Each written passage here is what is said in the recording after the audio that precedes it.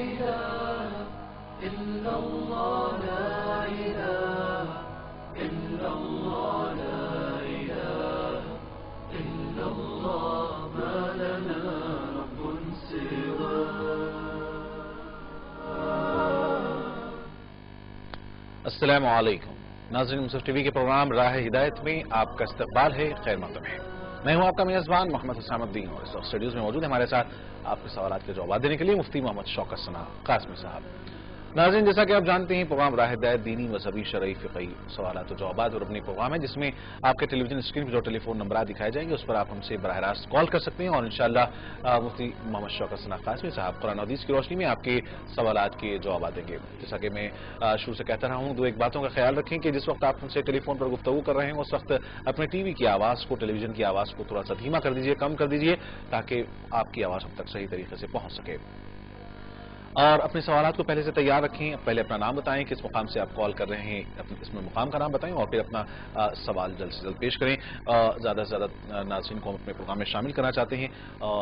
جیسا کہ آپ جانتے ہیں کہ پروگرام راہ ہدایت میں ہم اکثر موجودہ حالات کو یا پھر سمجھیے کہ جس ماہ سے ہم گزر رہے ہیں اس کی مناسبت سے ہم اپنے زیادہ سے زیادہ ناظرین کے سوالات کو شامل کرنے کے خواہش مند رہتے ہیں۔ ماہ ربیع الاول جو ایک اسلامی سمجھیے کہ سال کا ایک اہم مہینہ ہے جو بہت جلد انشاءاللہ آنے والا ہے، اور اس میں کیا کیا چیزیں رونما ہوئی تھیں، کس طریقے سے اس کا استقبال کیا جائے، اس ماہ میں کیا کیا جائے، یہ ہم اپنے پروگرام میں آج سب سے پہلے اس پر گفتگو کریں گے۔ میں سب سے پہلے تو مفتی محمد شوکت ثنا قاسمی صاحب کا پروگرام میں اور اسٹوڈیوز میں خیر مقدم کرتا ہوں کہ الحمدللہ ایک مرتبہ پھر وہ ہمارے ساتھ یہاں موجود ہیں ناظرین کے سوالات کے جوابات دینے کے لیے۔ مفتی صاحب، جیسا کہ ماہ ربیع الاول بالکل قریب ہے ہم پر فکر ہونے کے لیے، اس ماہ میں وہ کیا کام ہیں جو ملت اسلامیہ کو کرنے چاہیے، اور وہ کیا کام ہے جن سے رکنا چاہیے، اور وہ کیا کام ہے جس سے ہم زیادہ سے زیادہ نبی کریم صلی اللہ علیہ وسلم کے بتائے ہوئے طریقے پر چل سکتے ہیں، قریب ہو سکتے ہیں؟ محترم ناظرین، ربیع الاول کا مہینہ بالکل قریب ہے، اور 3 یا 4 دن کے بعد اس ماہ مبارک کا آغاز ہونے والا ہے۔ ربیع الاول کے مہینے میں نبی علیہ السلام کی ولادت ہوئی، اور اسی مہینے میں نبی علیہ السلام اس دنیا سے تشریف لے گئے۔ صحیح قول کے مطابق آپ صلی اللہ علیہ وسلم کی ولادت 8 یا 9 تاریخ کو ہوئی۔ 12 تاریخ کو ولادت کے سلسلے میں کوئی صحیح روایت نہیں ملتی ہے، البتہ آپ صلی اللہ علیہ وسلم جس تاریخ کو دنیا سے تشریف لے گئے وہ ربیع الاول کی 12 تاریخ تھی۔ ربیع الاول کا مہینہ آتے ہی ملک کے اکثر و بیشتر حصوں میں جشن منایا جاتا ہے، خوشیاں منائی جاتی ہے۔ عام طور سے لوگ اور بہت سارے لوگ خوشی منانے کا جو ان کا انداز ہے، آپ تمام حضرات کو معلوم ہے کہ جشن کی جو صورتحال اس وقت ہندوستان اور پاکستان میں بنتی چلی جا رہی ہے وہ انتہائی افسوسناک ہے، اور لوگ اپنے لحاظ سے جس طرح چاہے جشن مناتے ہیں۔ کوئی لائٹنگ کر کے جشن مناتا ہے، تو کچھ نعت اور غزلیں پڑھ کے جشن مناتا ہے، کوئی جلسے اور جلوس کر کے جشن مناتا ہے۔ اب تو بعض علاقوں میں رقص و سرور کی محفلیں بھی قائم ہونے لگی ہے، اور باضابطہ ڈھول اور بازے اور تماشوں کے ساتھ جلوسیں نکلنے لگی ہے۔ افسوس کی بات تو یہ ہے کہ یہ سارا کام نبی علیہ السلام کے نام پر ہو رہا ہے۔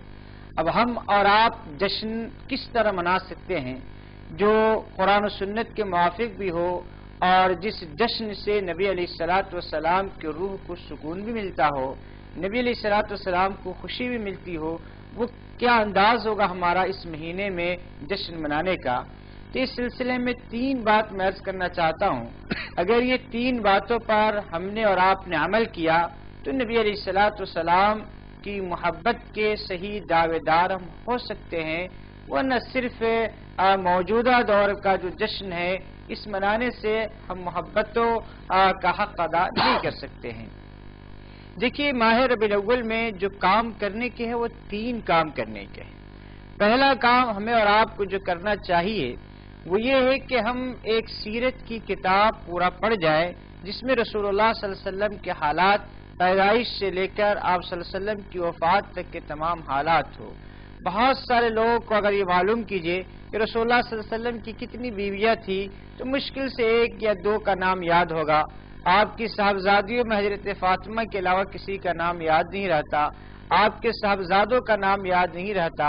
آپ صلی اللہ علیہ وسلم مکہ میں کتنے دن رہے, مدینہ میں کتنے دن رہے, کب آپ پر وحی کا نزول ہوا, طائف کا واقعہ کب پیش آیا, حضرت خدیجہ کی وفات کا واقعہ کب پیش آیا, یہ ساری چیزوں سے ہم بالکل نابلد ہیں. اور یاد رکھیے کہ رسول اللہ صلی اللہ علیہ وسلم دین اسلام کی مدار اور بنیاد ہے. ہم نے اللہ کو پہچانا ہے, اللہ کی شریعت کو جانا ہے, یہ نبی علیہ الصلوۃ والسلام کے واسطے سے. تو جب تک ہم نبی علیہ الصلوۃ والسلام کے بارے میں صحیح معلومات حاصل نہیں کریں گے, ہم آپ صلی اللہ علیہ وسلم سے صحیح انداز سے محبت نہیں کر سکتے ہیں. اسی لیے کوشش یہ کیجیے اپنے آپ کو نبی علیہ الصلوۃ والسلام کے سنتوں میں ڈھالنے کی کوشش کرے. آج ایک نوجوان کو کسی کرکٹر سے, کسی ہالی ووڈ اور بالی ووڈ کے کسی آدمی سے اس کی محبت ہو جاتی ہے تو اس کا ٹی شرٹ ویسی ہو جاتا ہے, اس کی بال کے سٹائل, اس کی زندگی کے سٹائل میں وہ تبدیلی کر لیتا ہے. لیکن ہم کو اور آپ کو رسول اللہ صلی اللہ علیہ وسلم سے محبت ہے.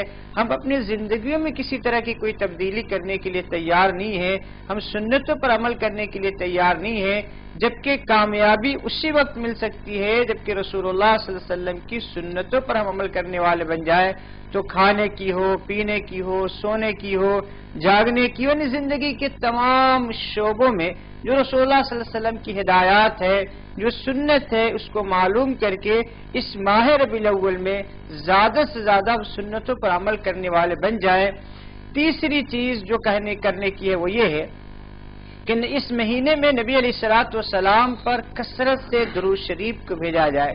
اگر تمام مسلمان اور ہم اپنے ناظرین سے خواہش بھی کریں گے, گزارش بھی کریں گے کہ ہر گھر سے اگر روزانہ نبی علیہ الصلوۃ والسلام کے پاس اگر 5000 درود شریف اگر پڑھا جائے, گھر کے کئی لوگ مل کے اگر 5000 درود کا نذرانہ پڑھ دے, اور کوئی مشکل نہیں ہے, کوئی بہت بڑا درود پڑھنے کی ضرورت نہیں ہے, آپ صلی اللہ علیہ محمد پڑھ سکتے ہیں, صلی اللہ علیہ وسلم پڑھ سکتے ہیں.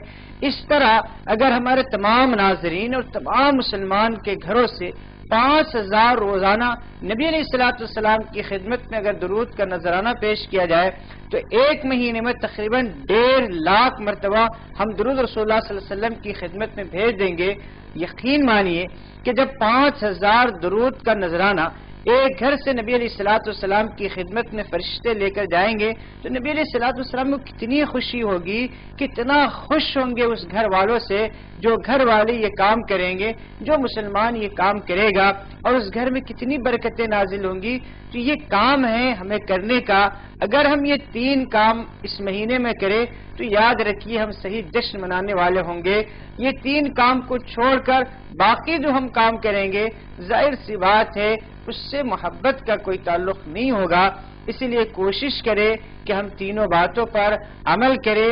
اللہ تعالی ہم کو بھی اور اب تمام لوگوں کو اللہ تعالی اس پر عمل کی توفیق دے.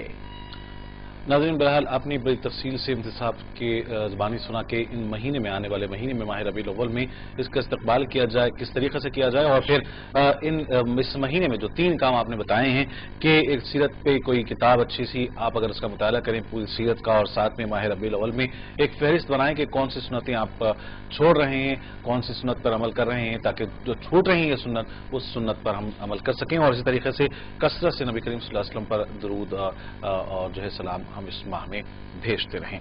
ایک کالر اس وقت لائن پر ہمارے ساتھ ہیں, ہم انہیں اپنے پروگرام میں شامل کرتے ہیں. السلام علیکم. وعلیکم السلام ورحمۃ اللہ. پروگرام میں آپ کے خیر مقدم ہیں, کون صاحب اور کہاں سے؟ میں کلکتہ سے ڈاکٹر اسد بول رہا ہوں. ڈاکٹر اسد صاحب پروگرام میں آپ کے خیر مقدم کرتے ہیں, فرمائیے کیا سوال ہے؟ میرے 2 سوال ہیں. جی. ایک یہ کہ یہ شریعت اور طریقت میں کیا فرق ہے؟ جی. شریعت اور طریقت میں کیا فرق ہے؟ اور دوسرا سوال ہے کہ شریعت مطہرہ نے سالگرہ یا برتھ ڈے منانے کی کوئی اجازت دی ہے؟ ٹھیک ہے, ضرور انشاءاللہ آپ کے سوالات کو شامل کریں گے. بہت بہت شکریہ پروگرام میں شامل ہونے اور کال کرنے کا. ایک اور کال اس وقت ہمارے ساتھ ہے. السلام علیکم. السلام علیکم. وعلیکم السلام. پروگرام میں آپ کے خیر مقدم ہے, کون صاحب کہاں سے؟ میں نسیم بول رہا ہوں دہلی سے. نسیم صاحب جی ایک سوال زکات کے تعلق سے ہے، اگر کسی بینک میں ہماری رقم 1 سال تک جمع رہے جی تو اسے کس انداز سے ہم کو اس کی زکات ادا کرنی پڑے گی؟ ٹھیک ہے، وہ انشاءاللہ آپ کے سوال کو بھی شامل کرتے ہیں. بہت بہت شکریہ نسیم صاحب پروگرام میں شامل ہونے کال کرنے کا. چلیں. ایک اور کالر سب ہمارے ساتھ ہیں. السلام علیکم. مولانا صاحب سے سلام ہے. میرا 2 سوال ہے. جی. پہلے سوال کہ جو مطلب ماں باپ غریب ہے، اپنے بچوں کا عقیقہ نہیں کر سکے، اپنا خود نہیں کر سکے، جی تو کیا وہ کبھی کروا سکتے ہیں اپنا؟ مطلب ابھی بھی تو حالت مطلب غریبی ہی ہے. جی اور دوسرا سوال یہ ہے کہ جو تاجر علی ہیں، یہ کہتے ہیں کہ لوگ 12 سال تک انہوں نے بھوکے رہ گئے اور ان کے آگے مسجد جھک گئی، تو کیا یہ دونوں بات صحیح ہے؟ ٹھیک ہے، ایک اور مرتبہ ذرا دوسرا سوال اپنا دوہرا دیں. کہتے ہیں کہ مطلب لوگ بات کہتے ہیں کہ جو مطلب تاجر علی جو ہے وہ 12 سال تک بھوکے رہ گئے، کچھ کھائے نہیں، اور ان کے آگے مسجد جو ہے سجدہ کر گئی، یہ بات صحیح ہے؟ ٹھیک ہے، تو انشاءاللہ سوال کو شامل کرتے ہیں. بہت بہت شکریہ پروگرام میں شامل ہونے کال کرنے کا. ایک اور کالر سب ہمارے ساتھ ہیں. السلام علیکم. آواز. السلام علیکم. ہلو. السلام علیکم. ہلو. جی السلام علیکم، آواز آپ کی آ رہی ہے. وعلیکم السلام. آواز لیکن صاف نہیں آ رہا ہے. ٹھیک ہے نہیں صاحب، آپ کی آواز تو ہم تک صاف پہنچ رہی ہے. فرمائیے کیا سوال ہے آپ کا پروگرام میں استقبال.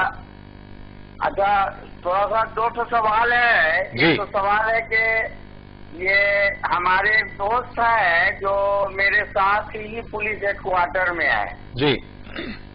اور وہ ہر شنیچر کو وہ گھر چلے جاتے ہیں جو پٹنہ سے ان کا 80 کلومیٹر گھر ہے. جی. اور ہمارے پولیس ہیڈ کوارٹر سے پٹنہ جنکشن جو ہے 1 کلومیٹر، اور ہر 1 گھنٹے پر جو ہے وہ ٹرین ہے، لیکن وہ 12:30 بجے جو ظہر کا نماز پڑھ کے اور پٹنہ جنکشن جا کے وہ ٹرین پکڑ کے 1 بجے والا ٹرین سے چلے جاتے ہیں، جبکہ ٹرین کا ٹائم 2 بجے بھی ہے اور 3 بجے بھی، 4 بجے. ہر گھنٹے پر جو ہے پٹنہ جنکشن سے گیا کے لیے ٹرین ہے. جی جی جی. اور ان کو بات چیت کرنے پر سمجھانے تو کہتے ہیں کہ نہیں جو ہے یہ ہم جو ہے جماعت سے نہیں، ہم ایسے بھی نماز پڑھ سکتے ہیں، کوئی دقت نہیں ہے. اس کے بارے میں جاننا تھا کہ کیا صحیح ہے یا غلط ہے. ٹھیک ہے، ضرور انشاءاللہ آپ کے سوال کو شامل کرتے ہیں. بہت بہت شکریہ نعیم صاحب پروگرام میں شامل ہونے کال کرنے کا. پروگرام میں سب سے پہلے ہمارے کالر ڈاکٹر اسد صاحب نے سے سوال کیا ہے کہ شریعت اور طریقت میں کیا فرق ہے؟ شریعت اور طریقت کوئی الگ چیز نہیں ہے، جیسا کہ بعض لوگوں نے سمجھا، اور کچھ ناسمجھ پیروں نے یہ سمجھ لیا کہ طریقت الگ ہے اور شریعت الگ ہے. طریقت نام ہے شریعت کے احکام پر عمل کرنے کا. جو شریعت کے احکام ہیں اس کو بہتر طریقے سے اس پر عمل کیا جائے، اسی کا نام طریقت ہے. طریقت کوئی الگ چیز نہیں، شریعت کوئی الگ چیز نہیں ہے. بعض لوگ کہتے ہیں کہ شریعت میں بعض چیزیں ناجائز ہوتی ہیں اور طریقت میں جائز ہو جاتی ہے. یہ گمراہی کی باتیں ہیں اور یہ شیطانی باتیں ہیں. کوئی بھی طریقت شریعت کے ٹریک پر ہی چل سکتی ہے، اس سے اگر وہ ہٹے گی تو سمجھ لیجئے کہ وہ گمراہی ہے. اور جیسے کہ نماز ہے، نماز میں خشوع اور خضوع مطلوب ہے. طریقت میں جو بزرگان دین ہوتے ہیں وہ یہ سکھاتے ہیں کہ کس طریقے سے نماز میں خشوع اور خضوع کو پیدا کیا جائے. مثلا حسد اور کینہ، بغض، نفرت، شریعت نے ان چیزوں کو حرام کیا ہے. بزرگان دین یہ بتاتے ہیں کہ کس طریقے سے ان چیزوں سے بچا جائے اور اپنے دلوں کو حسد سے، کینہ سے، بغض سے، عداوت سے، عجب سے، گھمنڈ سے، تکبر سے پاک کیا جائے. اس کا کیا طریقہ ہو سکتا ہے، اس کا کیا علاج ہو سکتا ہے، اس کی کیا تدابیر ہو سکتی ہیں.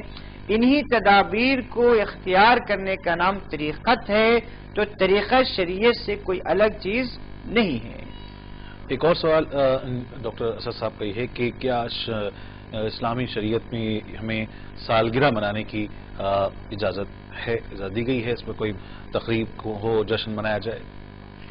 دیکھیے شریعت لغو اور فضولیات چیزوں کا قائل نہیں ہے، اور شریعت ایسی چیزوں کی نہ ترغیب دیتی ہے نہ حوصلہ افزائی کرتی ہے کہ برتھ ڈے منایا جائے، شادی کی سالگرہ منایا جائے. اور جو آج کل رسم و رواج میں یورپ سے جو کچھ آ رہا ہے اس کو ہم تسلیم کرتے ہوئے چلے جا رہے ہیں. اور باضابطہ مسلم گھرانوں میں بھی برتھ ڈے منانے کا، شادی کے سالگرہ منانے کا اور پتہ نہ اس طرح کی کتنے سارے رسم و رواج پائے جا رہے ہیں جو سوائے فضول خرچی کے اور سوائے اسراف کے اور سوائے وقت کے ضیاع اور پیسے کے ضیاع کر کچھ نہیں ہے. شریعت ان ساری چیزوں کی قطعاً اجازت نہیں دیتی ہے، نہ اس کی حوصلہ افزائی کرتی ہے. اسی لیے ہم مسلمانوں کو ایسے لغویات میں، فضولیات میں اپنے پیسے کو ضائع کرنے، وقت کو برباد کرنے سے اپنے آپ کو بچانا چاہیے. نسیم صاحب نے دہلی سے سوال کیا ہے کہ بینک میں ہم رقم رکھتے ہیں اور اس پر 1 سال پورا گزر جائے تو کیا اس پر زکوٰۃ واجب ہوتی ہے؟ دیکھیے، پیسہ چاہے بینک میں ہو چاہے آپ کے گھر میں ہو، اگر وہ نصاب کے بقدر ہے یعنی 52.5 تولہ چاندی کے بقدر ہے اور اس پر 1 سال گزر جائے تو ایسی صورت پہ اس پر زکوٰۃ واجب ہوگی اور 2.5% کے لحاظ سے زکوٰۃ نکالی جائے گی. یہ خاتون نے سوال کیا مفتی صاحب کہ ماں باپ غریب ہونے کی وجہ سے بچوں کا عقیقہ نہیں کر سکے تو کیا بڑی عمر میں عقیقہ کیا جا سکتا ہے، جبکہ اگر حالات سمجھیے کہ دشوار ہوں تو ایسی صورت میں کیا کیا جائے؟ پہلی بات تو یہ سمجھیے کہ عقیقہ کرنا کوئی واجب نہیں، کوئی فرض نہیں. اگر عقیقہ آپ نے نہیں کیا مجبوری کی بنیاد پر تو اللہ تعالیٰ اس پر کوئی باز پرس نہیں کرے گا، کوئی سوال نہیں کرے گا. اور ابھی بھی حالات اگر سازگار نہ ہو تو عقیقہ کرنے کی کوئی ضرورت نہیں ہے، مت کیجیے. عقیقہ کے لیے باضابطہ قرض لینا، قرض حاصل کر کے عقیقہ کرنا یہ قطعاً مناسب نہیں ہے، قطعاً بہتر نہیں ہے. اسی لیے اگر عقیقہ نہیں کیا جا سکا کسی وجہ سے تو عقیقہ کا کرنا کوئی ضروری نہیں ہے. ہاں اگر استطاعت ہے، گنجائش ہے تو کبھی بھی عقیقہ کر سکتے ہیں، لیکن وہ در حقیقت نفلی صدقہ ہوگا. اس لیے کہ عقیقہ کا اصل وقت جو ہوتا ہے وہ پیدائش کے بعد 21 دن تک رہتا ہے. 21 دن کے بعد جو عقیقہ کیا جاتا ہے وہ در حقیقت نفلی صدقہ ہوتا ہے. عقیقہ کے جو فوائد حاصل ہونا چاہیے وہ مکمل فائدے حاصل نہیں ہوتے ہیں. ناظرین کالر اس وقت فون لائن پر ہمارے ساتھ ہیں، انہیں پروگرام میں شامل کرتے ہیں. السلام علیکم. وعلیکم السلام. جی لال بنگلے سے بول رہا ہے. جی فرمائیے کیا سوال ہے؟ جی آپ کی آواز آ رہی ہے، فرمائیے کیا سوال ہے؟ جی شاید رابطہ سے ٹوٹ گیا ہے. ایک اور کالر اس وقت ہمارے ساتھ ہیں. السلام علیکم. السلام علیکم. وعلیکم السلام. پروگرام میں آپ کا خیر مقدم ہے. کون صاحب کہاں سے؟ میں نعیم بول رہا ہوں دلی سے. جی نعیم صاحب فرمائیے کیا سوال ہے؟ جی ایمان کیا ہے؟ جی پتا کرنا ہے. ٹھیک ہے، کوئی اور سوال آپ کا؟ جی بس یہی کہ ایمان ہے کیا؟ ایمان ہے کیا، ایمان کسے کہتے ہیں؟ ضرور انشاءاللہ آپ کے سوال کو شامل کرتے ہیں. بہت بہت شکریہ نعیم صاحب پروگرام میں شامل ہونے کال کرنے کا. ایک اور کالر اس وقت ہمارے ساتھ ہے. السلام علیکم. وعلیکم السلام. پروگرام میں خیر مقدم ہے. کون صاحب کہاں سے؟ سر میں عبداللہ احمد جناب کشمیر سے بول رہا ہوں. جی جی میرا سوال تھوڑا لمبا سا ہے. جی میں 7 سال ہو گیا. جی تو میرے کو ابھی اولاد نہیں ہوا. میں باپ کا اکیلا ہی بیٹا ہوں. جی تو میرا بیوی نہیں مانتی ہے شادی کرانا. جی دوسری شادی کرانا. جی مگر ماں باپ نہیں مانتے ہیں کہ میرا بیٹا شادی کے بغیر رہے. مجھے ہمیں اولاد چاہیے ہے نا. ٹھیک ہے ٹھیک. جی تو ڈاکٹر کو دکھایا 7-8 سال تک. جی خبر بھی کیا، دعا بھی کیا، سب کچھ کیا. جی ڈاکٹر نے لکھ بھی دیا کہ آپ کو بیوی کو بچہ نہیں ہونے والا ہے. جی تو اس حالت میں مجھے ماں باپ کی بات سننی ہے نہ بیوی کی. بیوی میری بہت نیک ہے. جی جی تو بیوی کی بات سن کے شادی نہیں کرنا ہے. ٹھیک تو اگر میں بیوی کے بات سن کے شادی نہیں کیا ٹھیک تو کیا شریعت میں اس کی پکڑ ہے؟ ٹھیک ہے ضرور انشاءاللہ آپ کے جی مطلب جواب دیجیے کہ مجھے کیا کرنا ہے. میں بہت پریشانی میں مبتلا ہوں. ضرور انشاءاللہ پروگرام آپ دیکھ رہے راہ ہدایت. آپ مفتی صاحب سے ہم آپ کے سوال کا جواب حاصل کرتے ہیں. بہت شکریہ. ایک اور کالر اس وقت ہمارے ساتھ ہیں. السلام علیکم. السلام علیکم. وعلیکم السلام. پروگرام میں آپ کا خیر مقدم ہے. کون صاحب کہاں سے؟ شبیر احمد اننت ناگ کشمیر سے بول رہا ہوں. جی شبیر مفتی صاحب سے 2 سوال ہے. جی پہلا سوال، اگر کوئی قضاء نماز مسجد میں کسی فرض نماز سے پہلے ادا کر رہا ہے جی تو اسی دوران فرض نماز کی تکبیر پڑھی جا رہی ہے جی اور قضاء نماز ادا کرنے میں اتنا وقت لگ جائے کہ تکبیر اولا اور الحمد شریف کی کچھ آیات جی امام کے ساتھ نہیں آئے گی. جی اس وقت کیا کرنا چاہیے؟ ٹھیک ہے. دوسرا سوال، کیا قضاء نماز مکمل کرنی ٹھیک ہے چاہیے ضرور اور قضاء نماز کو جی چھوڑ کر جماعت کے ساتھ شامل ہونا چاہیے؟ ٹھیک ہے. جی ایک اور کالر ہمارے ساتھ ہیں اس وقت. السلام علیکم. السلام علیکم. میں احمد کشمیر سے ہوں. جی محترم فرمائیے کیا سوال. اگر مقصد نیک ہوگا تو جھوٹ بول سکتے ہیں؟ مقصد نیک ہوگا تو کیا جھوٹ بولا جا سکتا ہے؟ ٹھیک ہے ضرور انشاءاللہ آپ کے بھی سوال کو شامل کرتے ہیں. بہت شکریہ احمد صاحب پروگرام میں شامل ہونے کال کرنے کا. ایک اور کالر اس وقت ہمارے ساتھ ہیں. السلام علیکم. وعلیکم السلام جناب. جی پروگرام میں خیر مقدم ہے. اپنا نام بتائیں, کہاں سے کال کر رہے ہیں؟ محمد سلیم کوٹا راجستھان سے بول رہے ہیں. جی فرمائیے کیا سوال ہے. جی ایک مسئلہ ہے کہ جسے ہم جنازے کو دفنا کر آتے ہیں جی, تو دفنانے کے بعد میں یہ جو واپس آتے وقت ایک اذان دینی, اس کے یہ کیا مسئلہ ہے؟ اذان دینی چاہیے یا نہیں دینی چاہیے؟ اگر نہیں دیتے ہیں تو کچھ اس کا گناہ ہے یا کہاں دی جاتی ہے اذان؟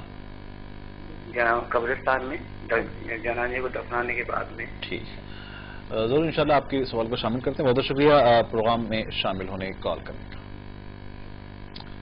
سب سے پہلے خاتون کے سوال کا ہم نے جواب دیا ہے. آپ نے دوسرا سوال ان کا یہ ہے, بہت سارے اس طریقے کے بزرگوں کے تعلق سے واقعات یا قصے ہم سنتے ہیں جو بہرحال کانوں کو تو بڑے بھلے معلوم ہوتے ہیں. جیسا کہ انہوں نے کہا کہ 12 سال سے کوئی شخص ان کو بھوکے ہیں, ان کے سامنے مسجد نے سجدہ کیا ہے. اس طرح کی بہت ساری باتیں لوگوں میں عام ہوتی ہیں.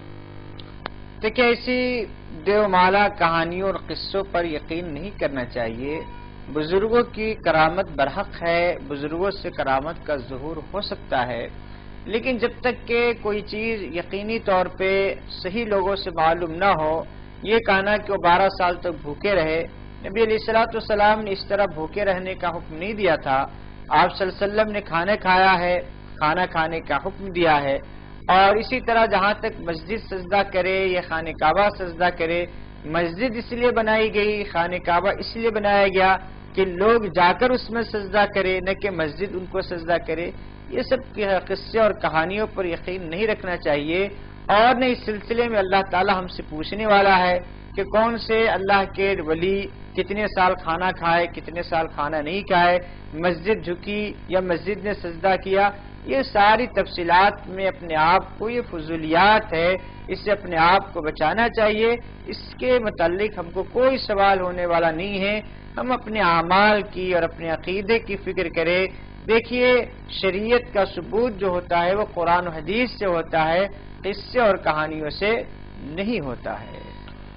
نعیم صاحب نے پٹنہ سے سوال کیا. مفتی صاحب کے ان کے دوست ہیں جو ان کے ساتھ ہی وہیں پولیس ہیڈ کوارٹر میں ہیں, اور وہ بہرحال ہر اتوار کو اپنے گھر جاتے ہیں. شاید تو 80 کلومیٹر کا دوری پر ہے. جیسا کہ انہوں نے کہا کہ بہت ساری ٹرینیں ہیں, لیکن وہ 12:30 بجے کی ٹرین پکڑتے ہیں غالباً. اس کی وجہ سے ظہر کی نماز ان کی تنہا پڑھنا پڑتا ہے. نعیم صاحب ان کے دوست ہیں, ان کی بہتری کے لیے شاید کہتے بھی ہوں گے, لیکن بہرحال وہ اسی ٹرین سے جاتے ہیں. تو کیا ایسا عمل درست ہے کہ اگر ہم کسی وقت پہ جانا چاہیں اور پھر اگر ہمیں انفرادی نماز پڑھنا پڑے تو اس کے لیے ہمیں سہولت مل سکتی ہے؟ دیکھیے پٹنہ میں چونکہ 12:30 بجے سے پہلے ہی ظہر کا وقت شروع ہو جاتا ہے, تو وقت کے شروع ہونے کے بعد نماز پڑھی جا سکتی ہے. چاہے آدمی کے پاس ٹرین ہو, بعد والی ٹرین سے بھی جا سکتا ہے, لیکن ممکن ہو ان کو اس ٹرین سے سہولت زیادہ ہو, گھر جلد پہنچ جاتے ہو اور ان کے مسائل ہو, تو اگر وہ نماز پڑھ لیتے ہیں 12:30 بجے سے پہلے, تو چونکہ وقت ہو جاتا ہے پٹنہ میں, تو وقت ہونے کے بعد نماز پڑھی جا سکتی ہے, اس میں کوئی حرج نہیں ہے. غالباً سوال ان کا یہ ہے کہ جماعت ان کی چھوٹ رہی ہے, وہ یہ جاننا چاہتے ہیں. وہ غالباً 12:30 بجے اگر وہاں سے نکلتے ہیں تب بھی جب میں مقام پہنچنے کے بعد بھی ظہر کا وقت رہتا ہے, لیکن وہاں اگر پہلے پڑھ لیں یا جانے کے بعد پڑھیں تو یہ انفرادی ہوگی. کیا اگر ایسا کوئی موقع ہو تو اس میں ہم انفرادی طور پر نماز پڑھ سکتے ہیں؟ نہیں, اصل میں سفر کا مسئلہ یہ رہتا ہے کہ کیا ہو سکتا ہے, ٹرینوں کا معاملہ تاخیر بھی ہو سکتی ہے, کوئی اور مشکل پیش آ سکتی ہے. اسی لیے پہلے ہی نماز پڑھ لینا یہ زیادہ بہتر ہے تاکہ نماز کسی طرح سے قضا نہ ہو پائے. ایک اور نعیم صاحب ہیں جو دہلی سے انہوں نے کال کیا, ان کا سوال یہ ہے کہ ایمان کیا ہے, ایمان کہتے کسے ہیں؟ دیکھیں ایمان اصل میں یقین کو کہتے ہیں, کہ اس بات کی یقین کرے کہ اللہ کی ذات ایک ہے, اللہ اپنی ذات اور صفات کے لحاظ سے یکتا ہے, تنہا ہے, اس کا کوئی شریک نہیں. اسی طرح ایمان لائے اللہ پر, اللہ کے رسولوں پر, یعنی اس بات پر یقین رکھے کہ اللہ تعالیٰ نے جتنے رسول بھیجے وہ سب برحق تھے, سب سچے تھے, اور آخری نبی محمد رسول اللہ صلی اللہ علیہ وسلم ہیں. اس کے بعد کوئی نبی آنے والا نہیں ہے کہ اب شریعت آپ صلی اللہ علیہ وسلم پہ مکمل کر دی گئی. اسی طرح اس بات پر یقین رکھے کہ مرنے کے بعد دوبارہ ہم کو زندہ ہونا ہے اور اللہ تعالیٰ کے پاس حساب و کتاب دینا ہے. تو اس کو کہتے آخرت پر ایمان لانا. ایمان کا مطلب ہوتا ہے کہ یقین کر لینا، اپنی دل سے اس کی تصدیق کر لینا، زبان سے اقرار کرنا اور پھر اس پر عمل کرنا. تو اصل تصدیق کا، یقین کا نام ہے ایمان کے. جو کچھ رسول اللہ صلی اللہ علیہ وسلم نے ہم کو بتایا ہے اس پر ہم کامل یقین رکھے کہ یہ جو بھی آپ نے بتایا بالکل سچا ہے اور اس میں کسی طرح کا کوئی شک شبہ نہیں ہے. کشمیر سے ایک کالر نے سوال کیا. سر ایک اہم سوال یہ ہے کہ 8 سال کا عرصہ ہو چکا ہے ان کی شادی ہوئے اور انہیں کوئی اولاد نہیں اور وہ خود بھی اپنے والدین کی اکلوتی اولاد ہیں. ایسے میں ان کے والدین چاہتے ہیں کہ بہرحال اولاد کا سلسلہ بڑھے اور پھر وہ دوسری شادی کریں. اور جیسا کہ انہوں نے کہا کہ ان کی بیوی اہلیہ نیک ہیں اور اس کے علاوہ صبر سے، دعا سے، تمام چیزوں سے انہوں نے کام لیا، ڈاکٹر سے بھی رجوع کیا. ایسے میں اب کیا کیا جائے کہ ایک طرف اگر ماں باپ کا بھی پریشر ہو کہ دوسری شادی کی جائے اور پھر بیوی نیک ہو اور پھر بیوی کی طرف سے مطالبہ ہو کہ دوسری شادی نہ کی جائے. دیکھیے ابھی آپ کو مزید 3 شادی کرنے کی گنجائش ہے، اجازت ہے، آپ کے اندر استطاعت ہے تو ایک نہیں مزید 3 شادی کر سکتے. آپ اپنے حالات کو دیکھ لیجئے، اپنی گنجائش کو دیکھ لیجئے. اگر آپ اس بیوی کو رکھتے ہوئے دوسری بیوی کی زندگی کو آپ نبھا سکتے ہیں، آپ کے پاس استطاعت ہے تو دوسری شادی کرنا آپ کے لیے بالکل درست ہے. بیوی کے بات کا ماننا آپ کے لیے کوئی ضروری نہیں ہے، اسی لیے کہ کوئی عورت یہ تھوڑی چاہتی ہے کہ اس کے پاس شوقن آئے، لیکن شرعاً آپ کے لیے جائز ہے، آپ کے لیے گنجائش ہے کہ آپ دوسری شادی کر لیں. اسی لیے کہ اولاد کی تمنا اور خواہش اللہ تعالیٰ نے ایک فطرت کا حصہ رکھا ہے. جب آپ کی پہلی بیوی اس لائق نہیں ہے تو آپ کے لیے دوسری شادی کرنے کی بالکل گنجائش ہے. اگر اس کی وجہ سے آپ کی بیوی ناراض ہوتی ہے تو ان کو پہلی بات تو ناراض نہیں ہونا چاہیے، لیکن ان کی ناراضگی کی وجہ سے آپ کے اوپر کسی طرح کا کوئی گناہ یا کوئی عذاب نہیں ہوگا اور آپ سکون سے دوسری شادی کر سکتے ہیں. لیکن اگر آپ چاہیں کہ اسی بیوی کی بات مان کر رہنا تو آپ کی مرضی ہے، آپ کے اختیار ہے. نہ شریعت آپ کے لیے شادی کو لازم قرار دیتی ہے نہ شادی کرنے سے روکتی ہے، وہ آپ کو اختیار ہے، چاہے تو کرے چاہے تو نہ کرے. غالباً ایک اور چیز جیسا کہ آپ نے آخر میں کہا، شرعی مسئلہ ہم یہ جاننا چاہیں گے کہ اگر کسی شخص کو اپنی بیوی سے معلوم ہو جائے کہ اولاد نہیں ہو سکتی ہے، لیکن کیا اس کے لیے ضروری ہے کہ وہ دوسری شادی کرے تاکہ اولاد اس کی ہو؟ کیا شریعت میں اس بات کو ضروری قرار دیا ہے کہ اولاد کے لیے شادی کی جائے؟ دیکھیے یہ کوئی ضروری نہیں ہے کہ انسان اولاد کے لیے شادی کرے. یہ الگ بات ہے کہ شادی کا مقصد جہاں پہ تسکین ہے وہیں پہ افزائش نسل بھی ہے، یعنی اولاد کا حصول بھی ہے. لیکن اگر کسی وجہ سے بیوی سے اولاد نہ ہو تو یہ کوئی ضروری نہیں ہے کہ آدمی اپنی اولاد کے حصول کے لیے دوسری شادی کرے.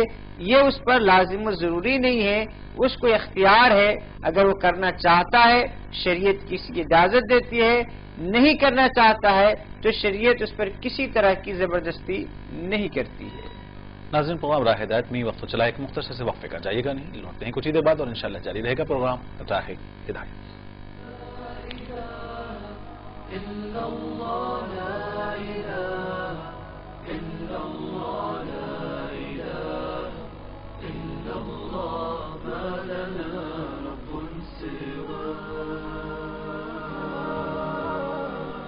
ہندوستان کی آزادی کے 66 سال کے بعد بھی یہ ہماری بدقسمتی ہے کہ ہمارے ملک کا ایک بہت بڑا طبقہ غیر تعلیمی یافتہ ہے. نہ کسی پراپر رائٹ کے اگر کوئی تھرڈ پارٹی آپ کے پاس گھر پہ آ کر مداخلت کرتا ہے تو it will be treated as interference into right of enjoyment, peaceful enjoyment. Corruption کے متعلق ان لوگوں کو جو اریسٹ کیا جاتا ہے یا ٹریک کیا جاتا ہے تو یہ کس قوانین کے تحت کو اریسٹ کیا؟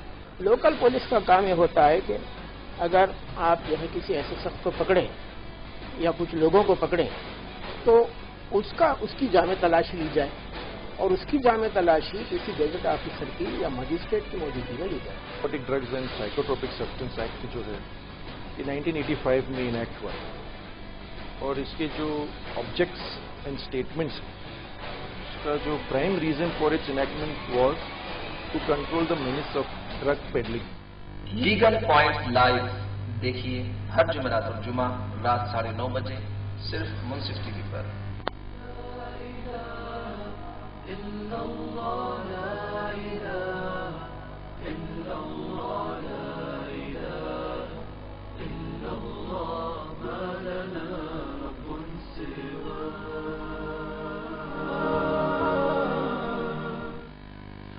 अस्सलामु अलैकुम नाज़रीन, प्रोग्राम राह हिदायत में वक्फे के बाद एक बार फिर आपका इस्तकबाल है। खैर मक़दम है, मैं हूं आपका मेज़बान मोहम्मद हुसैनुद्दीन और स्टूडियोज़ में हमारे साथ मौजूद हैं आपके सवालात के जवाब देने के लिए मुफ्ती मोहम्मद शौकत सना क़ासिमी साहब। वक्फे में जाने से कबल बहुत सारी चीज़ों पर हमने गुफ्तगू की है और हम मज़ीद ये ख्वाहिश करेंगे कि जैसा कि शुरू में प्रोग्राम के आगाज़ में कहा गया कि माह रबीउल अव्वल आने वाला महीना करीब है, इस ताल्लुक़ से भी अगर आपके पास सवालात हों तो इस मौजू पर आप सवालात कर सकते हैं। शबीर अहमद साहब ने कश्मीर से सवाल किया था मुफ्ती साहब, एक अहम सवाल कि क़ज़ा नमाज अगर हम कोई मस्जिद में पढ़ रहे हों और फ़र्ज़ नमाज से पहले, अब जबकि जमात ठहरने वाली हो और ऐसे में जमात मस्जिद में ठहर जाए और फिर उसमें तकबीर हो जाए, तकबीर उला, या फिर अगर इमाम सूरत में पढ़ना शुरू कर दे, तो क्या हमें ऐसी सूरत में अपनी नमाज को, उस नमाज को मुख्तसर करना चाहिए जो क़ज़ा हमने पहले वाली नमाज के पढ़ रहे हैं, या फिर नमाज को तोड़कर उस नमाज में शामिल होना चाहिए? तकबीर उला का सवाब रुकू तक मिल जाता है, यानी कोई आदमी रुकू में शामिल हो जाए तो वो रकात भी मिलती है और तकबीर उला का सवाब भी मिलता है। इसलिए अगर कोई आदमी क़ज़ा नमाज पढ़ रहा है और तकबीर हो जाए, इकामत हो जाए, तो फौरी तौर से उसको तोड़ना नहीं चाहिए। अगर उसको इस बात का इम्कान है कि उसके पास मसलन उसको एक रकात और बच गया है पढ़ने के लिए और वो उसको उम्मीद है कि वो एक रकात इमाम के रुकू में जाने से पहले पहले पढ़ सकता है, तो ऐसी सूरत में उसको मुकम्मल कर लेना बेहतर है। अब से इसी ज़मन में एक सवाल ये है कि अगर फर्ज कीजिए कि फजर की नमाज हमने नहीं पढ़ी और ज़ोहर के लिए हम मस्जिद पहुंच गए, ऐसे में फ़र्ज नमाज की जमात से पहले या तो सुन्नत पढ़ने का हमारे पास वक्त है या फिर हम उस फजर की ख़ज़ा पढ़ने का समझिए कि हमारे पास वक्त है, ऐसे में पहले जो नमाज हमसे ख़ज़ा हुई उसकी ख़ज़ा हम अदा करेंगे या फिर सुन्नत पढ़कर वो फ़र्ज अदा करेंगे, फिर उसके बाद फजर की 2 रकात ख़ज़ा पढ़ सकते हैं? बेहतर यह है कि फजर की क़ज़ा नमाज पढ़ ली जाए। अगर वक्त हो तो 4 रकात सुन्नत के बजाय 2 रकात पढ़ लिया जाए, इसलिए कि 4 रकात आप सुन्नत पढ़ेंगे तो उसमें 2 रकात क़ज़ा और फिर 2 रकात ज़ोहर की सुन्नत भी पढ़ सकते हैं। कभी कभी ज़ोहर की 4 रकात सुन्नतों को 2 रकात भी पढ़ा जा सकता है, ऐसे हालात में जब वक्त के अंदर तंगी हो। एक और हमारे कॉलर ने कश्मीर से सवाल किया है कि क्या किसी नेक मकसद के लिए झूठ बोलने की इस्लाम ने या शरीयत ने इजाजत दी है? देखिए, नेक मकसदों की फहरिस्त बहुत लंबी है। किस किस नेक मकसद के लिए झूठ बोला जाए, जाहिर सी बात वो कौन सा नेक मकसद है आपने बताया नहीं। बारसरा झूठ है, नेक मकसद के लिए भी झूठ बोलना जायज नहीं है, किसी बुरे मकसद के लिए भी झूठ बोलना जायज नहीं है। बारसरा झूठ बोलने से बहुत ज्यादा एहतियात बरतने की जरूरत है। नाज़रीन, इस वक्त फोन लाइन पर एक कॉलर हमारे साथ मौजूद है, इन्हें प्रोग्राम में शामिल करते हैं। अस्सलाम वालेकुम। मेरा सवाल ये है जी कि मेरी तबीयत कुछ ठीक नहीं थी, एसिडिटी और दूसरे शिकायतें थी, तो मैं बहुत सारे मेडिकल इलाज करी डॉक्टर से, मगर कुछ भी फायदा नहीं हुआ। क्या एक गैर मुस्लिम जो मशहूर है इलाज करने में, क्या उससे इलाज कराया जा सकता? मुझे ये जानना है। यानी अब तक जो भी आपने इलाज कराया है वो सिर्फ मुस्लिम डॉक्टर्स के पास करवाया है? जी हाँ, जी हाँ। ठीक है, तो क्या गैर मुस्लिम डॉक्टर से रुजू हो सकती हैं? हाँ, जरूर इंशाअल्लाह मुफ्ती साहब से जानेंगे। बहुत शुक्रिया प्रोग्राम में शामिल होने कॉल करने का। अच्छा, एक और कॉलर साहब हमारे साथ हैं। अस्सलाम वालेकुम। अस्सलाम वालेकुम। वालेकुम अस्सलाम। जी, प्रोग्राम में खैर मकदम है, कौन साहब कहाँ से? आगरा से बोल रहा हूँ।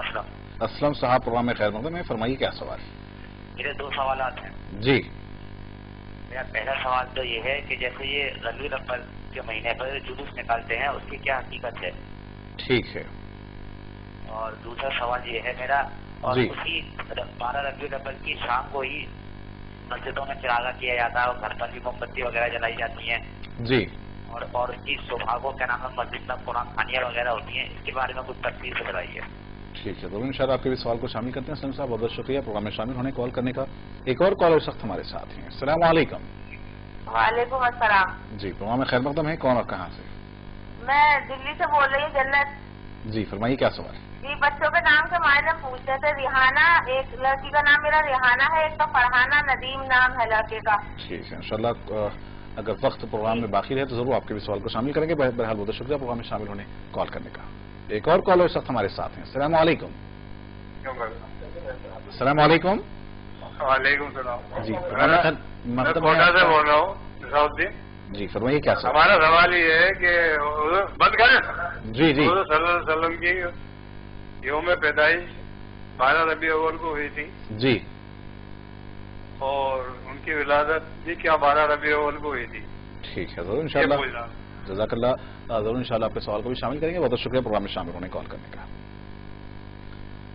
راجستھان سے ایک کالر نے یہ سوال کیا تھا مجھ سے صاحب جنازے کے مسائل کے متعلق کہ غالباً جنازے کو دفنانے کے بعد وہاں پر اذان دینے کا کوئی رواج ہے تو کیا جنازے کی میت کی تدفین کے بعد وہاں پر قبرستان میں اذان دی جا سکتی ہے؟ تدفین کے بعد قبر پہ اذان دینے کا ثبوت نہ قرآن سے ہے، نہ حدیث سے ہے، نہ صحابہ کے عمل سے ہے، نہ رسول اللہ صلی اللہ علیہ وسلم نے اذان دی ہے، نہ دلوائی ہے، نہ اس کا حکم دیا. اور اسی طرح تابعین، طبع تابعین، بزرگان دین، محدثین اور فقہا کے زمانے میں بھی اس کا کوئی ثبوت نہیں ملتا ہے کہ کسی بھی دور میں قبر پر اذان دی جاتی رہی ہو.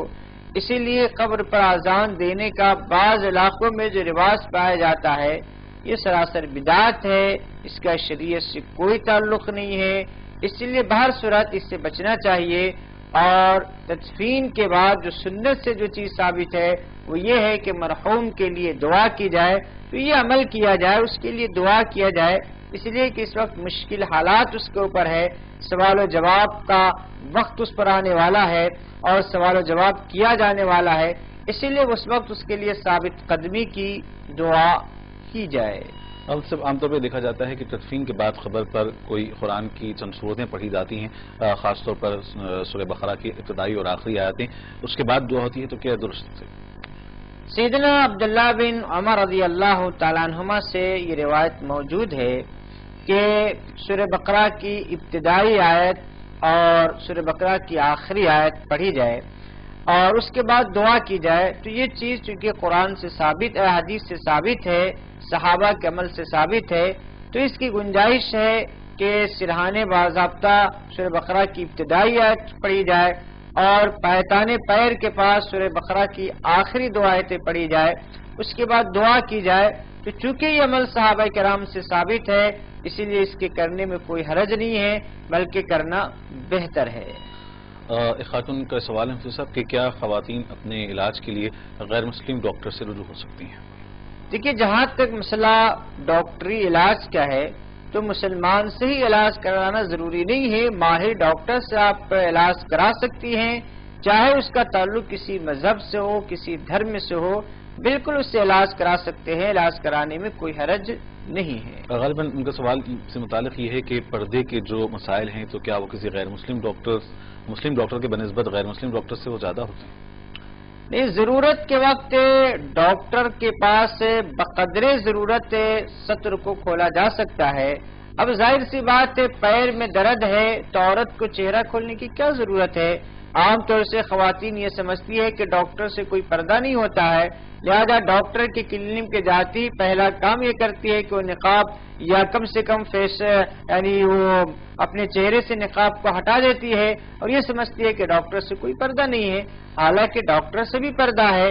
ڈاکٹر کے لیے بھی صرف عورتوں کا اتنا ہی حصہ دیکھنا ضروری ہے جو جس کے بغیر دیکھے بغیر کوئی چارے کار نہ ہو. اسی لیے خواتین ڈاکٹر سے بھی اتنا ہی حصہ دکھانے کی کوشش کرے جتنی کی ضرورت ہے، اس سے زائد دکھانے کی ضرورت نہیں ہے. بہر صورت بوقت ضرورت کسی بھی ڈاکٹر سے علاج کرایا جا سکتا ہے. اسلم صاحب نے آگرہ سے سوال کیا صاحب ربیع الاول کی مناسبت سے کہ ربیع الاول کے مہینے میں خصوصاً 12 ربیع الاول کو جو جلوس نکالے جاتے ہیں اسی طریقے سے انہوں نے کہا کہ مساجد میں چراغاں، موم بتیاں جلانا اور پھر قرآن خوانی، کیا یہ چیزیں شریعت میں اس کی جا سکتی ہے؟ دیکھیے صحابہ کو جو رسول اللہ صلی اللہ علیہ وسلم سے محبت تھی، ظاہر سی بات ہے وہ محبت کا 10واں حصہ بھی ہمیں حاصل نہیں ہے. لیکن رسول اللہ صلی اللہ علیہ وسلم کے اس دنیا سے تشریف لے جانے کے بعد کئی سالوں تک صحابہ موجود رہے، لیکن کسی بھی دور میں نہ سیدنا ابوبکر رضی اللہ تعالیٰ عنہ کا دور، نہ سیدنا حضرت عمر رضی اللہ تعالیٰ عنہ کے دور میں، نہ سیدنا حضرت عثمان رضی اللہ تعالیٰ عنہ کے دور میں، نہ سیدنا حضرت علی رضی اللہ تعالیٰ عنہ کے دور میں، یہ پورے ادوار تقریباً 30 سال پر مشتمل ہے۔ جو سیدنا ابوبکر رضی اللہ تعالیٰ عنہ سے لے کر سیدنا حضرت علی رضی اللہ تعالیٰ عنہ کے دور ہے، یہ 30 سال پہ مشتمل ہے۔ 3 سال اور 2 سال کی بات نہیں ہے، یہ 30 سال جو خلفائے راشدین کا دور ہے، اس 30 سالوں میں نہ کوئی جشن منایا گیا، نہ کہیں چراغاں کیا گیا، نہ کوئی جلوس نکالے گئے، نہ 12 ربیع الاول کی کسی طرح کی کوئی تقریر ہوئی، نہ کسی طریقے سے کوئی دعوت ہوئی، نہ ایصال ثواب کی کوئی محفلیں اور مجلسیں پوری اسلامی سلطنت میں قائم کی گئی، یہاں تک کہ 600 سال تک اس کا کوئی وجود پوری دنیا کے اندر موجود نہیں تھا اور کہیں بھی کسی طرح کا کوئی جشن نہیں منایا گیا تھا۔ وہ 600 سال کے بعد ایک سیاسی مقصد کے تحت یہ ساری چیزیں قائم کی گئی۔ انشاءاللہ تعالی اس پر ہم ماہ ربیع الاول میں تفصیل کے ساتھ کلام کریں گے۔ حاصل یہ ہے کہ اس طریقے سے جلسے جلوس یا اسی طریقے سے جشن منانا یہ صحابہ کے عمل سے ثابت نہیں ہے۔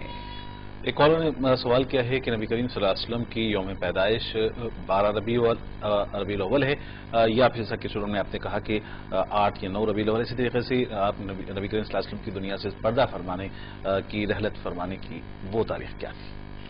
دیکھیے، پیدائش کے سلسلے میں تو علماء کا اختلاف ہے اور صحیح روایتیں جو ہے وہ 8 یا 9 کی ہے۔ 12 کی کوئی صحیح روایت موجود نہیں ہے کہ 12 تاریخ کو رسول اللہ صلی اللہ علیہ وسلم کی ولادت ہوئی ہے۔ 8 یا 9 کی تاریخ کو لوگوں نے صحیح قرار دیا ہے، 12 کی کوئی تاریخ صحیح نہیں۔ لیکن آپ صلی اللہ علیہ وسلم اس دنیا سے جس دن تشریف لے گئے وہ بالیقین اور بغیر کسی اختلاف کے وہ تاریخ 12 ربیع الاول کی تھی۔ اسی لیے ہندوستان میں 12 وفات کے نام سے وہ تاریخ بہت مشہور ہے کہ 12 وفات یعنی 12 تاریخ وفات کا دن۔ اسی لیے 12 ربیع الاول کو جو جشن منایا جاتا ہے یہ بھی قابل غور ہے کہ یہ جشن رسول اللہ صلی اللہ علیہ وسلم کی ولادت پر ہے یا آپ کے دنیا سے تشریف لے جانے کے پر ہے، یہ بھی یعنی قابل غور بات ہے اور اس پر بھی سوچنے کی ضرورت ہے۔ ناظرین، ایک کالر اس وقت ہمارے ساتھ ہیں۔ السلام علیکم۔ وعلیکم السلام جی، پروگرام میں خیر مقدم ہے، کون صاحب کہاں سے؟ جی، گاجیپور سے بول رہا ہوں، محمد نسیم۔ جی فرمائیے، کیا سوال ہے محترم؟ جی، میرا صاحب سوال ہے، جیسے عصر کی نماز ہماری قضا ہو جاتی ہے جی، تو مغرب کی نماز ہم وقت ہو گیا ہے جی، تو عصر کی قضا ہم پہلے پڑھیں یا مغرب کی نماز ادا کرنے کے بعد پڑھیں؟ ٹھیک ہے، ضرور انشاءاللہ آپ کے سوال کو شامل کرتے ہیں۔ بہت بہت شکریہ پروگرام میں شامل ہونے اور کال کرنے کا۔ راوتی صاحب، سوال یہ ہے کہ کیا عصر کی نماز اگر قضا ہو جائے اور مغرب کا وقت شروع ہو جائے تو پہلے کیا عصر کی نماز قضا ادا کریں گے یا مغرب کی نماز پہلے پڑھیں گے؟ بہتر تو یہ ہے کہ عصر کی نماز پڑھنے کے بعد مغرب کی نماز پڑھی جائے، لیکن اگر وقت نہ ہو، وقت بہت تنگ ہو، جماعت ٹھہر چکی ہو اور آپ کے لیے قضا نماز پڑھنے کا وقت نہیں ہے تو ایسی صورت میں آپ مغرب کی نماز پڑھ لیجئے، مغرب کے بعد فوری طور سے آپ عصر کی قضا کر لیجئے۔ ایک اور کالر ہمارے ساتھ ہیں۔ السلام علیکم۔ السلام علیکم۔ وعلیکم السلام۔ جی، پروگرام میں آپ کا استقبال ہے، کون صاحب کہاں سے؟ میں شکیل احمد بول رہا ہوں، سری نگر سے۔ جی شکیل صاحب، فرمائیے کیا؟ وعلیکم السلام۔ جی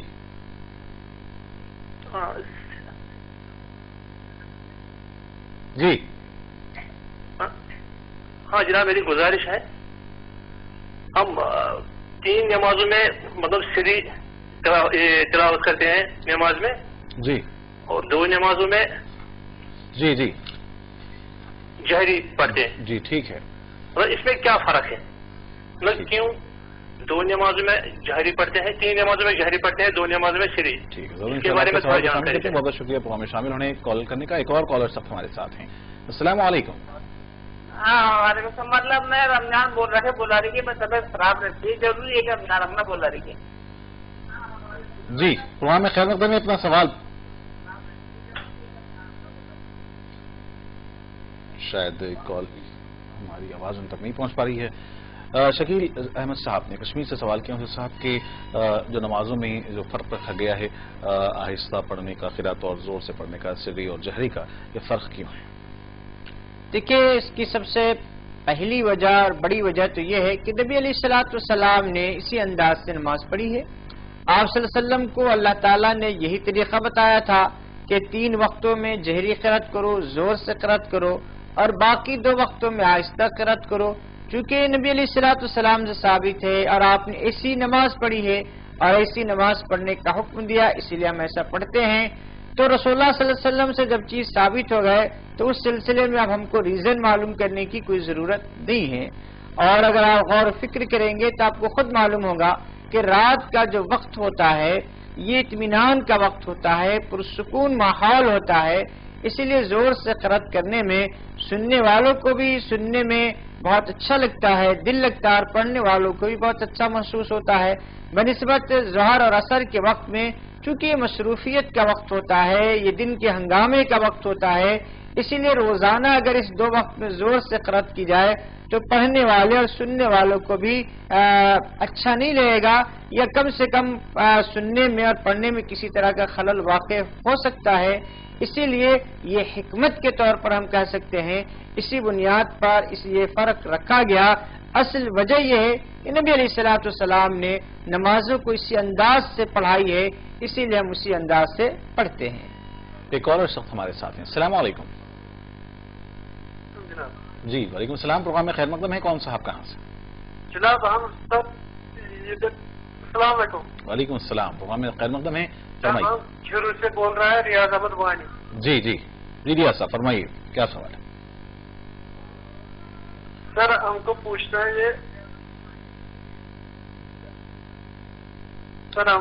ہے یہ اگر کوئی عورت ہوگا اس کو خامد بھاگے گا 8 سال کے لیے، وہ عورت شادی کر سکے گا کہ نہیں؟ ٹھیک ہے ضرور انشاءاللہ آپ کے سوال کو شامل کرتے ہیں، بہت شکریہ پروگرام میں شامل ہونے کال کرنے کا۔ ایک اور کالر صاحب ہمارے ساتھ ہیں۔ السلام علیکم۔ وعلیکم السلام، عائشہ نظام بات سے۔ جی فرمائیے کیا سوال ہے، پروگرام میں خیر مقدم ہے۔ جی مفتی صاحب کو پوچھنا تھا کہ آپ صلی اللہ علیہ وسلم کو خواب میں دیدار کرنا، اس کا کیا مطلب ہوتا ہے؟ اور دوسرا سوال یہ ہے کہ ڈواکرا مہیلا گروپ کا جو آج کل ہے تو میں اس میں ایک ممبر ہوں، تو ہمارے سارے ممبرس لون اٹھا رہے ہیں، تو کیا میں اس لون کا پیسہ استعمال کر سکتی ہوں پرسنلی؟ جی یعنی کہ لون کا پیسہ کیا لون لیا جا سکتا ہے، یہ جاننا چاہ رہی ہیں آپ؟ ہاں وہ لوگ دیتے ہیں، 10 ممبرس کا ایک گروپ ہوتا ہے، تو آپ کے ضرورت مطابق لون لے سکتے ہیں، لیکن وہ کچھ انٹرسٹ بھی لگتا ہے، پھر وہ واپس انٹرسٹ ہم لوگ کو واپس دے دیتے ہیں، وہ اس میں نہیں آتا، ہمارا ہی پیسہ جمع ہوتا ہے پھر ہم آپ کو ہی دے دیتے ہیں، یہ ایک سائیکلک پروسیس ہے۔ ٹھیک ہے ضرور انشاءاللہ آپ کے سوال کو شامل کرتے ہیں، بہت شکریہ پروگرام میں شامل ہونے کال کرنے۔ کشمیر سے ریاض صاحب نے کال کیا ہم سے صاحب کہ اگر کسی عورت کا کسی خاتون کا خاوند کہیں چلا جائے اور 8 سال کا عرصہ گزر جائے تو کیا ایسی صورت میں اس خاتون کو کیا کرنا چاہیے؟ دیکھیے اگر کسی عورت کا شوہر لاپتہ ہو جائے تو ایسی صورت میں اگر تلاش کرنے کے باوجود کوئی اس کا اتا پتہ نہ چل سکا تو آپ کے قریب میں جو شرعی پنچایت ہوا کرتی ہے یا شرعی دارالقضاء ہے، شرعی دارالقضاء سے یا شرعی پنچایت سے یا محکمہ شریعہ سے رجوع کیجیے۔ وہاں جو فقہا، مفتیان، قضات، قاضی حضرات ہوتے ہیں وہ حالات کے تحقیق کرنے کے بعد نکاح کو فسخ کر دیتے ہیں۔ اس نکاح کے فسخ کرنے کے بعد اس خاتون کے لیے دوسرا نکاح کرنا جائز ہوگا۔ نکاح کو فسخ کرائے بغیر بذات خود وہ دوسرا نکاح کرنا چاہے تو نہیں کر سکتی ہے۔ ناظرین پروگرام راہ ہدایت اپنی اختتامی مراحل میں پہنچ گئے۔ آخری سوال محترمہ عائشہ صاحبہ نے نظام آباد سے کیا ہے۔ سوال یہ ہے کہ آپ صلی اللہ علیہ وسلم کا جو سمجھے کہ خواب میں دیدار کرنا، یہ اسے کس معنوں میں سمجھا جائے؟ رسول اللہ صلی اللہ علیہ وسلم کا خواب میں دیدار کیا جا سکتا ہے اور اس کے مختلف طریقے بھی ہو سکتے ہیں اور اس میں مختلف پیغام بھی ہو سکتے ہیں رسول اللہ صلی اللہ علیہ وسلم کی طرف سے۔ تو جس نے خواب دیکھا ہے وہ کس انداز سے دیکھا ہے، کیا دیکھا ہے، رسول اللہ صلی اللہ علیہ وسلم نے کچھ ارشاد فرمایا نہیں فرمایا، دیکھنے کا طریقہ کیا تھا، یہ ساری تفصیلات اگر بیان کی جائے تو اس خواب کا کچھ نہ کچھ مقصد اور تعبیر بیان کیا جا سکتا ہے۔ انہی متما کا ایک اور سوال یہ ہے کہ کسی فرینڈز گروپ میں وہ شامل ہیں تو اس میں کوئی لون کی اسکیم ہوتی ہے، تو کیا ایسے لون لیے جا سکتے ہیں جس میں غالباً تھوڑا سا کچھ انٹرسٹ کی رقم بھی شامل ہے، لیکن بہرحال انہی کی رقم جمع کر دی جاتی ہے؟ آپ پہلے یہ تفصیل کے ساتھ بتائیے کہ اس کی صورت کیا ہوتی ہے، وہ چٹھی کی شکل ہے، وہ حراج کی شکل ہے، یا شکل کیا ہے کہ آپ سارے لوگ اس میں شریک ہوتے ہیں، اس کی کیا بنیاد ہوتی ہے، کیا طریقہ کار ہوتا ہے، یہ تفصیلات اگر آپ بتائیں اس کے بعد ہی کوئی مسئلہ بتایا جا سکتا ہے۔ انشاءاللہ آپ کل بھی پروگرام میں ہمارے شامل ہو سکتی ہیں کہ تفصیلات کے ساتھ۔ بہرحال ناظرین، پروگرام راہ ہدایت کا یہاں پر وقت ختم ہونا چاہتا ہے۔ انشاءاللہ پھر کل ہم پروگرام کو دوبارہ لے کر آپ کی خدمت میں حاضر ہوں گے۔ اپنے سوالات کو تیار رکھیں پروگرام راہ ہدایت میں شرکت کریے۔ ایک مرتبہ ہم پھر آپ کے بھی اور پھر مفتی صاحب کے بھی مشکور ہیں کہ آپ لوگوں کے سوالات مفتی صاحب نے قرآن حدیث کی جو روشنی میں جواب دی ہیں، اور اللہ سے دعا کرتے ہیں ساتھ ہی ساتھ کہ جو کچھ کہا گیا ہے، سنا گیا، اس پر کہنے سننے سے زیادہ ہم سب کو عمل کی توفیق عطا فرمائے۔ پروگرام راہ ہدایت کو آپ کے میزبان محمد حسام الدین کو یہیں پر ختم کرنے کی اجازت دیں۔ دیکھتے رہیں منصف ٹی وی۔ خدا حافظ۔